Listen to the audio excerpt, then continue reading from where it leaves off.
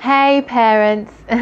So this is my little video with my fail-safe, highly classified, very secret, simple technique. Okay, I'm laying it on very thick, but how to easily introduce a game, to children, to teenagers, to the entire family, so you can easily play something together. And this is particularly for, firstly, those moments where you feel a little bit of carnage and trouble brewing amongst the children or within the family, and you need that split-second distraction. Secondly, you're new to playing family games together as an entire family. Or thirdly, maybe you've tried to play family games, or perhaps certain family games, and you just love to make that a thing, but it hasn't been the most successful outcome in the past. Well, fret not, my friends. I've used this technique many a time in all kinds of situations, with all age groups, and it's a great little method to introduce any kind of game at any time. And hopefully with a little bit of practice, should build up some lovely confidence within you, so you can just get that ball rolling and start playing games together as a family whenever you feel like it. As a precursor to this technique on how to introduce the game, and a cheeky little bonus, so don't tell me I'm not good to you guys, my request of you firstly is to find and learn more games. And games that I call non-equipment games. So games such as I Spy, for example, those kinds of games that you can just think of and play, without the need for equipment, for you to have up your sleeve ready, to play with the children and the family together, because it makes sense. The more games the more you have to work with, and the easier it is for you. And of course, some games are better for certain moments than others. But, what you will find then is, you, the parent, will have such a varied array of ideas, that are kind of deeply ingrained within you, like subconsciously, that it wouldn't matter, what on earth is going on, where you happen to be, whenever the moment arises, you can just instantly access that perfect game to play together. And it's all calm, it's all collected, it's instinctual, not a panic when the kids are about to kick off, or not, oh, this would be a lovely time to play something together. Oh, look, Bob's chilled, Ethel's happy. Oh, and we're all just standing in this queue. Oh, it'll be, let me just quickly Google. That's me Googling, by the way. What was that game that we played? Oh God, that was so good. Oh no, Bob's girlfriend's Snapchatting now. Oh, moments past. But why am I suggesting this? Well, because if you are looking to use family games as, a positive tool to distract, or, you're not used to playing them particularly, or it hasn't been that successful, then, particularly in the early stages of creating family game playing as just something you guys do and love and enjoy together, effortlessly, regularly, then, you must build up those patterns. Because FYI, you cannot and will never jump from 0 to 100. You'll never go from, say, grunting at each other over Britain's Got Talent to penciling in Saturday night charades and expecting the teenagers to jump for joy and everybody have a whale of a time. No, you need to build up to that. But it can happen. I've seen it happen with my own two eyes, where, the family fun becomes so awesome that the teenagers actually come to you.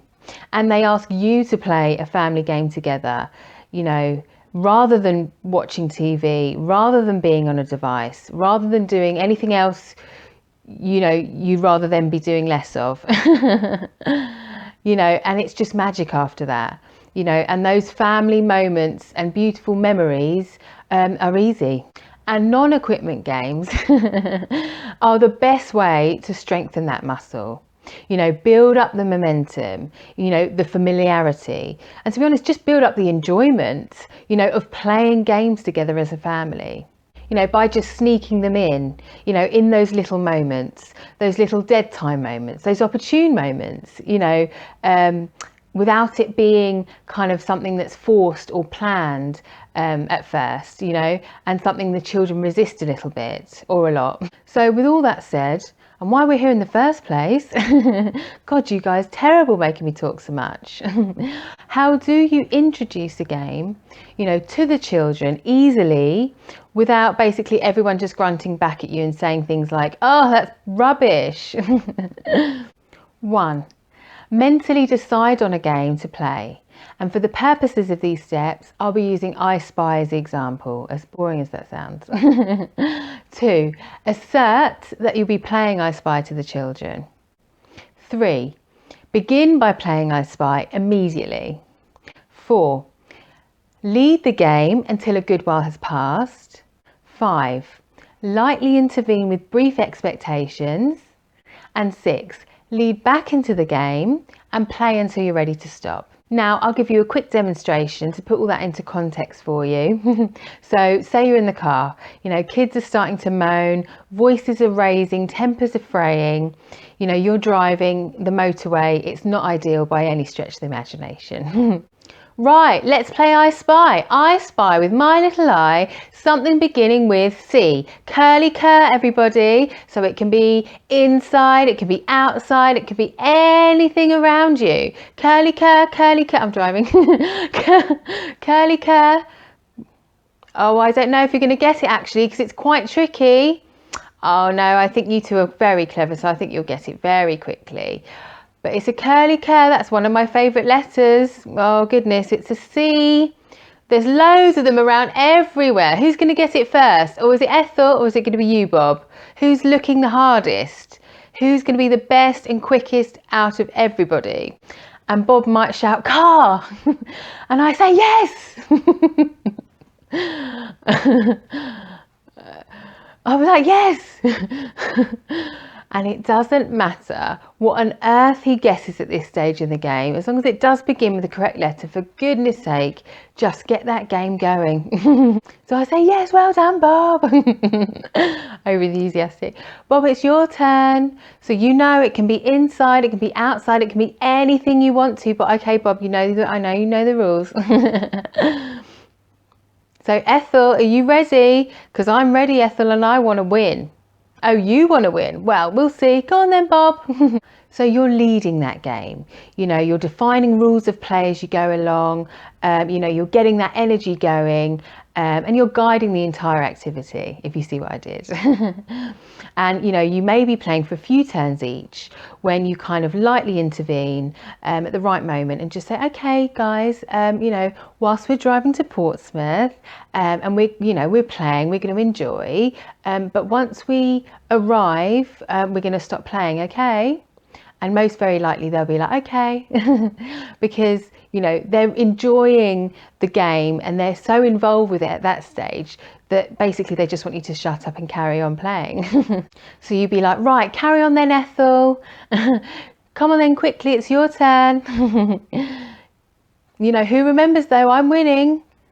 No, you're right, I'm not winning, just checking. And you lead back into that game. So you can see that when I assert, key phrase, that we'll be playing I Spy, it's confident, it's calm, yet the entire thing's very upbeat. And the fact that you're asserting and not asking your children to play, is confidence in itself. Although my delivery was also strong and clear and my voice elevated, although dependent upon the situation you find yourself in, you adjust the level accordingly. The example I gave them was a more extreme scenario, using a game to diffuse conflict.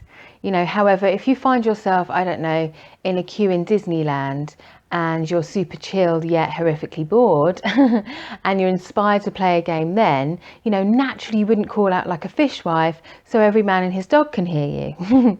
But elevating your voice, even if it's just a touch, will display presence. Being upbeat alongside that, though, as you can see, is vital. Because you can come in all strong, confident as you like, But if you're not cheery with it, if you're not bringing the fun vibes along, good energy, then it will seem kind of forceful, pushing, and maybe even a little desperate, and your children will pick up on all of that, and no doubt kind of resist and or resent the entire thing. But if you're confident, calm, you're upbeat, it will just feel to them like this beautiful, refreshing breath of air has just swooped in out of nowhere and totally changed the dynamic of the atmosphere, from any state of mind they happen to be in. Because just the feeling, of all that wonderful cheeriness, and with all the confidence you'll have too, is lovely and engaging and far more the exciting option to them, than being in a huff or bored or watching something they've watched a million times before. But what you are also doing on a deeper level by not asking your child to play, do you want to play I Spy, or why don't we play I Spy? Well, you can probably already hear the difference is, essentially you're not asking their approval, their permission. You're not asking your child to be the one that dictates the outcome. No, you are the parent, you are the alpha, you are the leader of the pack, and you lead those troops. And your children will understand this on a deep subconscious level, with the delivery, with the terminology, and just get essentially who is the boss, but in a chilled way, in a lovely way. Without you having to kind of shout or force or bribe or emotionally guilt trip for you all to just get together and all have a bit of blinking fun, for goodness sake. So then not only have you created this whole new wave of fresh energy by starting the game in this way, then moving directly straight into playing it without much pause for breath even, further adds to your kind of presence over the situation. Because essentially in that moment, in that very poignant moment between, let's play I Spy and I Spy My Little Lie, you leave very little room whatsoever for your children to stop and consciously think to themselves, hang on a minute, nobody's asked me to play any game. I wouldn't have agreed to this. I'm in a bad mood, actually. Happy to be in a bad mood for the rest of the day. No, essentially they just get kind of swept away with the tide that is you and your wonderful energy in this lovely little game of I Spy, that the next thing, they know that you're all having a hoot together. So then putting in those light, brief expectations, in and amongst the game, once you've got that ball rolling, once the fun started, and everybody's enjoying themselves, and you're able to lay those out very, very easily indeed, and they will agree to it. So you can see, with this technique, it not only gets a very swift game going, but fundamentally and quite powerfully means that everything about playing this game as a group, as a family, is utterly on your terms as the parent. But that's it, all very subtle and all very simple, but does have a very, very powerful impact, to creating, a wonderful game going with your family. So try it, try it in this moment and that moment, in these dead time moments, and start to build up, the familiarity and the fun of playing family games, and especially particularly, if you're in the early stages of doing it, non-equipment games together as a family. And the next thing you become one of those families that everybody rolls their eyes at. One of those awesome families that actually have loads of fun together. So anyway, thank you very much. Lots of love. Bye-bye.